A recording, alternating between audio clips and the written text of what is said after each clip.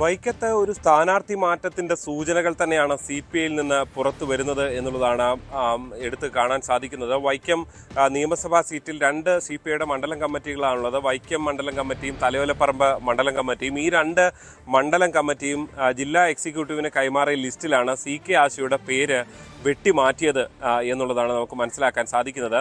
വൈക്കം മണ്ഡലം കമ്മിറ്റിയിൽ ഏതാണ്ട് ചില 2-3 അംഗങ്ങൾ ഈ CK ആശയുടെ പേര് നിർദ്ദേശിച്ചിരുന്നു. പക്ഷേ അതിൽ കൂടുതൽ എതിർപ്പാണ് ഉണ്ടായത്. അങ്ങനെ കൂടിയാണ് ഇങ്ങനൊരു തീരുമാനത്തിലേക്ക് എത്തിയത്. മാത്രമല്ല 2 ടൈം പൂർത്തിയാക്കിയ ആളാണ് CK ആശ. അതുകൊണ്ട് തന്നെ ഇനിയൊരു അവസരം നൽകേണ്ടതില്ല, ഈ ടേം വ്യവസ്ഥ പരിഗണിച്ചുകൊണ്ടുള്ള ലിസ്റ്റ് മതി എന്നത് മണ്ഡലം കമ്മിറ്റിയിൽ നിലപാട് വന്നു എന്നാണ് നമുക്ക് മനസ്സിലാക്കാൻ സാധിക്കുന്നത്.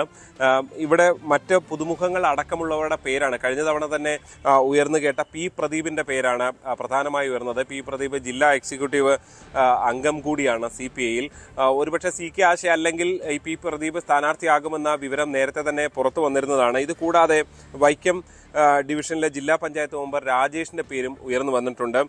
ശ്രീലക്ഷ്മി അജി AASFൻ്റെ സംസ്ഥാന കമ്മിറ്റി അംഗം, നയനകുമാർ CPIയുടെ തലയോലപ്പറമ്പ് മണ്ഡലം കമ്മിറ്റി അംഗം, ഇവരുടെ പേരുകളും ഈ പട്ടികയിൽ വന്നിട്ടുണ്ട്. എന്തായാലും ജില്ലാ എക്സിക്യൂട്ടീവ് പേരുകൾ ചർച്ചയുണ്ടാകും.